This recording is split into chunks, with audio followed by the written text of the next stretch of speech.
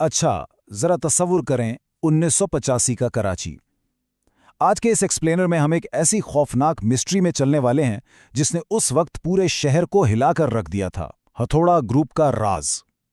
ये बिल्कुल किसी मुकामी ट्रू क्राइम नाइटमेयर से शुरू होती है, लेकिन देखते ही देखते एक बहुत बड़ी इंटरनेशनल प्रॉक्सी वॉर की शक्ल इख्तियार कर लेती है। तो चलिए जानते हैं कि कैसे रातों रात एक पूरा शहर डर का शिकार हुआ और इस सब के पीछे आखिर था कौन। इस साजिश को समझने के लिए हमें ठीक रात के 1:30 बजे कराची एयरपोर्ट पे जाना होगा। यहाँ एक इंतहाई मशकूक आमद से इस पूरी तबाही का आगाज होता है। एक इंटरनेशनल फ्लाइट लैंड करती है और 7 ऐसे अफराद जो बिल्कुल भी पाकिस्तानी नहीं लगते बाहर निकलते हैं। अब होता यह है कि इन्हें नॉर्मल स्कैनिंग से नहीं गुजरना पड़ता। क्यों? क्योंकि इंस्पेक्टर लतीफ़ नाम का एक शख्स उन्हें इल्लीगल क्लियरेंस कार्ड्स थमा देता है और बस वो 7 अफराद उस सोते हुए शहर के अंधेरे में आराम से गायब हो जाते हैं। अब यहाँ सबसे हैरानकुन बात यह है कि उनके आम से दिखने वाले बैग्स में आखिर था क्या? उन बैग्स में वो हथियार थे जो पूरे मुल्क में दहशत की अलामत बनने वाले थे। भारी लोहे के हथौड़े और कुल्हाड़े। ये वाकई हैरत की बात है कि ये लोग इस खौफनाक कार्गो के साथ एयरपोर्ट से बिल्कुल आराम से बिना किसी रोक टोक के कैसे गुजर गए। और फिर जो तबाही शुरू हुई उसने सबके होश उड़ा दिए। सिर्फ 1 महीने के अंदर 100 से ज्यादा शहरियों की जानें चली गईं। ये कोई आम जुर्म नहीं था, बल्कि एक पूरा सिलसिला था जिसने हर तरफ अफरा तफरी फैला दी थी। इस कहानी का सबसे दर्दनाक हिस्सा इन टारगेट्स की प्रोफाइल है।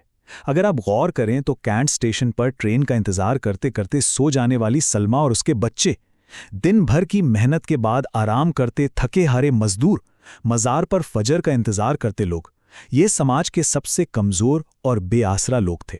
इन्हें आधी रात को उस वक्त निशाना बनाया गया जब वो गहरी नींद में थे, बिल्कुल बेखबर। उस वक्त माहौल बिल्कुल एक अजीब तजाद का शिकार था। एक तरफ पूरा शहर खौफ से जम चुका था, लोग रात को सोते हुए डरते थे कि क्या वो सुबह जिंदा जाग पाएंगे, और दूसरी तरफ हमारी पुलिस फोर्स जो मुकम्मल तौर पर बेबस थी। हर सुबह नई लाशें मिलती थीं, लेकिन लॉ एनफोर्समेंट के हाथ में एक भी ऐसा सुराग नहीं था जिसकी बुनियाद पर कोई गिरफ्तारी की जा सके। फिर इस घुप अंधेरे में एक बच जाने वाले शख्स यानी अकरम के बयान ने इस केस को एक बिल्कुल नया रुख दे दिया। उसने बताया कि जब उसने हमलावर को पकड़ा तो उसका हाथ फिसल गया। ये कोई छोटी मोटी डिटेल नहीं थी, बल्कि एक बहुत बड़ा क्लू था जिसने ये साबित किया कि ये रैंडम कत्ल नहीं थे, बल्कि मुकम्मल तैयारी के साथ की जाने वाली टारगेट किलिंग्स थीं। इस बयान से ये वाज़ेह हुआ कि हमलावर बाकायदा अपने जिस्मों पर तेल या ग्रीस लगाकर आते थे।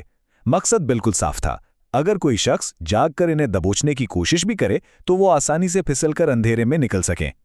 इस इंतहाई हद तक की तैयारी ने इन्वेस्टिगेटर्स को पूरी तरह हिलाकर रख दिया था। यहां होती है बिग ब्रदर यानी स्पेशल इन्वेस्टिगेटर की एंट्री। जब सिविल पुलिस नाकाम हो गई तो मजबूरन ये इन्वेस्टिगेशन कर्नल सईद को दी गई।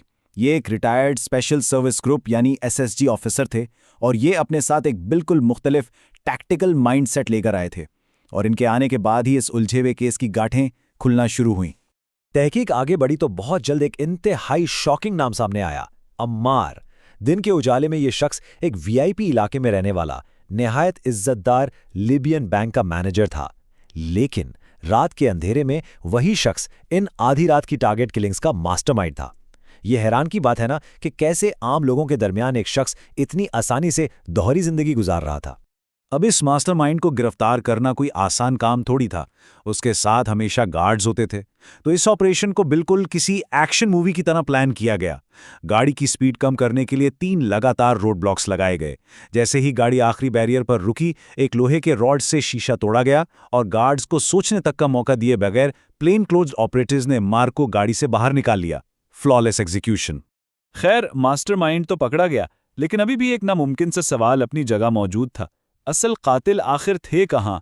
वो दिन के वक्त कहाँ गायब हो जाते थे कि पूरी पुलिस फोर्स उनका एक निशान तक नहीं ढूंढ पा रही थी?